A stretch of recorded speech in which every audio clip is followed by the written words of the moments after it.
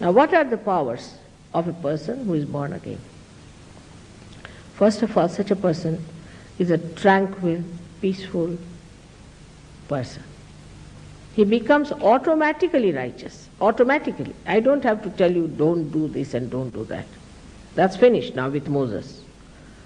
No more of that. As soon as you become the spirit, you just give up all those things that are destructive for us. Automatically. No pressures are needed. No goading is needed. Nothing of the kind. Automatically, because the spirit is the light, you get your enlightenment. Supposing I am holding a snake in my hand and it's not light. Somebody tells me it's a snake, I'll say, no, it's a rope. I'm holding on to a rope. But when there is a light, I just drop it.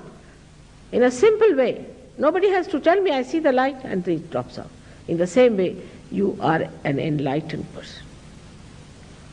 You can make out what is truth and what is untruth. For example, you see someone, even from Indian jails, some people who have just come out of jails, they don't know what to do with themselves. So they walk out with saffron clothes to Germany, maybe to Australia also, and they become great Babajis here. Now these great Babajis sit on some of the important places in the city, and everybody is surrounding them, giving them money, giving them their lives, you see, all big talk of love going on and everything. Is he a realized soul or not? How will you find out? You don't know whether he is a realized soul or not. Because you are not at an absolute point. You are still in a relative understanding. Because this person is wearing this kind of a dress, is sitting very quietly there, so he must be a Babaji. You cannot recognize a person, whether a person is true or not. You can't recognize me either, whether I am telling you the truth or not. Unless and until you become that absolute being, you cannot make it out. Then what happens? That when the Kundalini rises and pierces through your fontanelle bone area, then you also start feeling on your fingertips.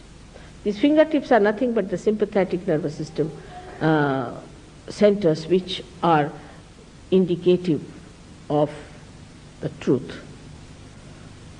If the person has got cool wind or cool breeze coming from that person, then he is a real one.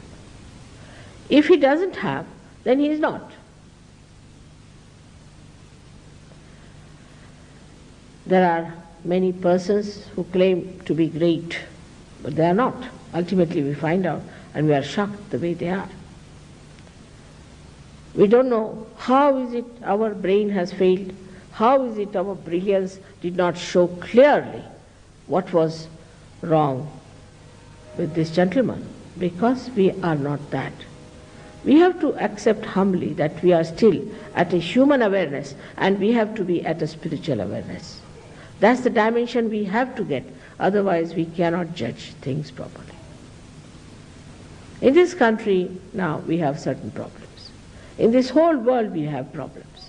Problems of atom bomb, every day you are hearing about this problem and that problem, all created by human beings. Imagine, intelligent, such good people have created problems for themselves, killing each other, preparing bombs and things like that, protecting each other. I mean, no animal does that.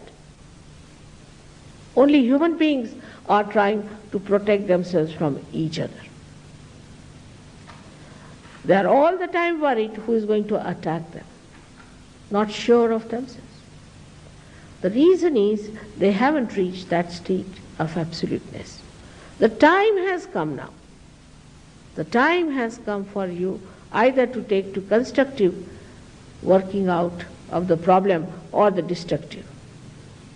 By discussions, by arguments, by anything, you are not going to achieve anything unless and until there is a complete transformation in the human mind. And transformation is only possible when you become the spirit, because spirit is the universal being within you. And you become collectively conscious means you start universally feeling. You just start feeling another person on your fingertips.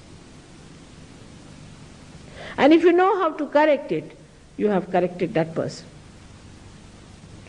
This is only the play of love of God. It's so simple. Even children can do it. Many children, when they put their fingers in their mouth or their thumbs in their mouth, according to Mr. Freud, it's something nonsense. But according to us, they are suggesting what sentence you are catching.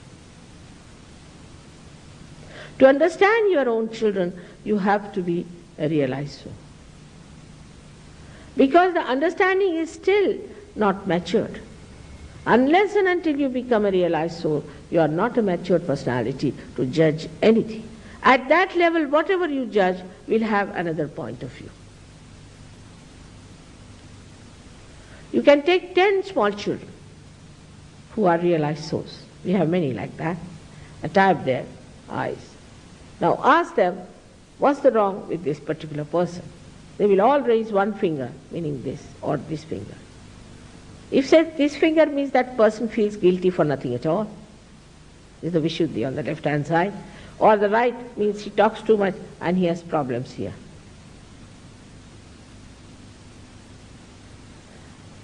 This knowledge becomes your own. This is one of the powers I have described to you, that you feel the collective consciousness within yourself. Whatever you achieve in your evolution is a living process. It is not a dead process. It's a living process by which your central nervous system can feel what is around you, what is within you. What you call the parasympathetic nervous system gets activated. And you can understand the parasympathetic, while if there are any doctors, they'll tell you that they don't know much about parasympathetic. Now, all these things happen to you, and even if you are a child, you can manage the show. The second power you get is that you can raise the kundalini of another person. Like one enlightened light can enlighten another person. But we cannot deal with people who are nasty, who are superficial, who are stupid, not meant for that. It is meant for people who are seekers, who are intense. They are the chosen ones, and they are called as seekers nowadays.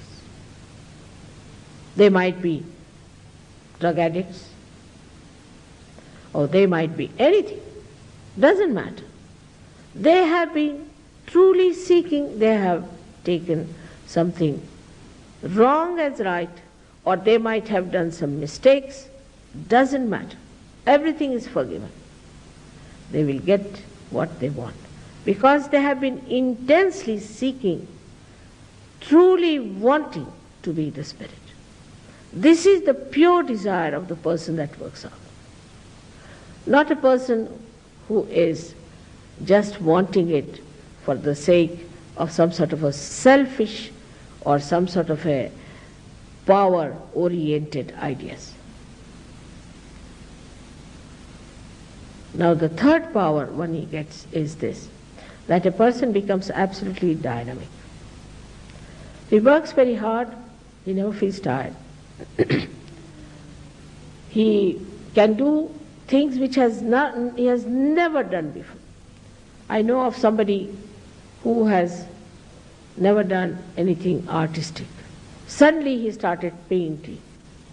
I know another one who has never known what is poetry because he is a chartered accountant. He has been dealing with money all the time. Suddenly he started writing poetry, that too in Urdu language, which is such a difficulty. Such dynamism one develops.